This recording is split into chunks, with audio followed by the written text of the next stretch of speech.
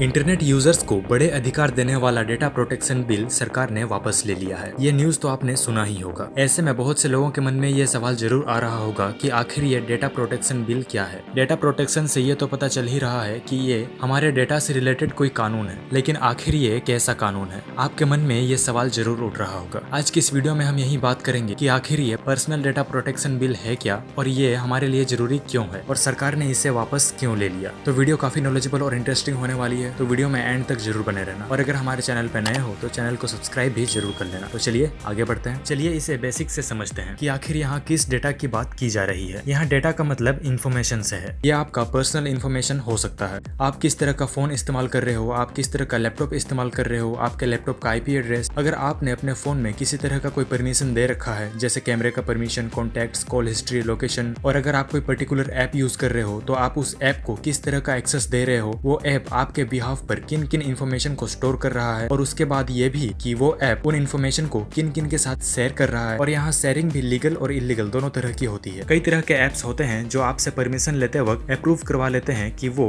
आपकी ओर से आपके इन्फॉर्मेशन को किसी थर्ड पार्टी एप्स के साथ शेयर करेंगी। और कई तरह के ऐप्स ऐसे भी होते हैं जो आपको बिना बताए आपके पीठ पीछे उन इन्फॉर्मेशन को थर्ड पार्टी एप्स के साथ शेयर करते हैं। ऐसे में डेटा प्राइवेसी का खतरा और भी बढ़ जाता है और आपका डेटा लीक हो जाता है। तो यही सब चीजें डेटा प्रोटेक्शन बिल के अंतर्गत आता है। तो अब सवाल ये है कि डेटा प्रोटेक्शन बिल की जरूरत क्यों महसूस हुई। तो दोस्तों, जिस तरह भारत डिजिटल इंडिया की ओर अपनी कदम बढ़ा रहा है, उसी तरह सारी चीजें डिजिटल होती जा रही है, जिसका सीधा मतलब है कि जितना ज्यादा डिजिटल काम होगा उतना ही ज्यादा डेटा जनरेट होगा। और इन डेटा का उपयोग कहाँ होगा, किस तरह होगा, इनका मिसयूज तो नहीं होगा, और अगर मिसयूज हुआ तो इसके लिए कौन जिम्मेदार होगा। इन्हीं सब चीजों के लिए पर्सनल डेटा प्रोटेक्शन बिल की जरूरत महसूस हुई। जुलाई 2017 में इलेक्ट्रॉनिक्स और सूचना प्रौद्योगिकी मंत्रालय ने डेटा सुरक्षा से संबंधित मुद्दों का अध्ययन करने के लिए एक कमेटी का गठन किया। कमेटी ने जुलाई 2018 में पर्सनल डेटा प्रोटेक्शन बिल 2018 का ड्राफ्ट तैयार किया और आगे विचार विमर्श करने के बाद बिल को 4 दिसंबर 2019 को भारत के कैबिनेट मंत्रालय द्वारा अप्रूव किया गया। और फिर पर्सनल डेटा प्रोटेक्शन बिल 2019 के रूप में 11 दिसंबर 2019 को लोकसभा में इसे पेश किया गया।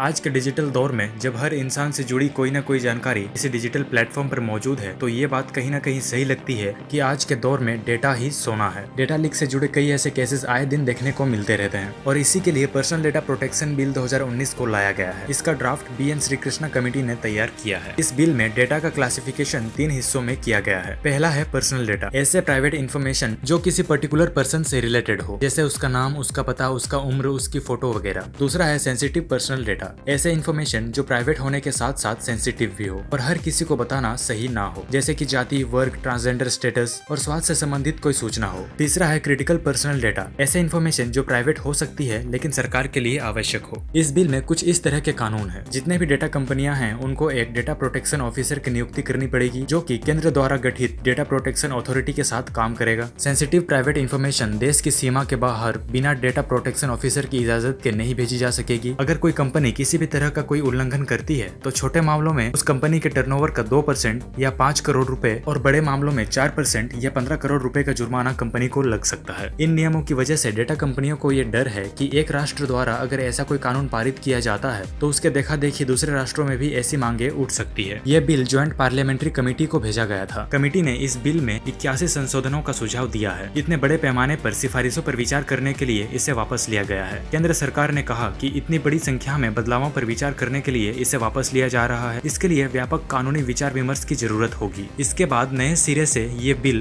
पेश किया जाएगा, यानी कि इस बिल में कुछ सुधार होने के बाद इसे वापस पेश किया जाएगा ताकि ये और भी सुदृढ़ और मजबूत हो सके। तो बस यार, आज के लिए इतना ही। आशा करता हूँ आपको ये वीडियो इन्फॉर्मेटिव लगी होगी। अगर वीडियो अच्छी लगी हो तो एक लाइक जरूर करना और ऐसे ही इन्फॉर्मेशन और फैक्ट्स के लिए हमारे चैनल को सब्सक्राइब भी जरूर कर लेना।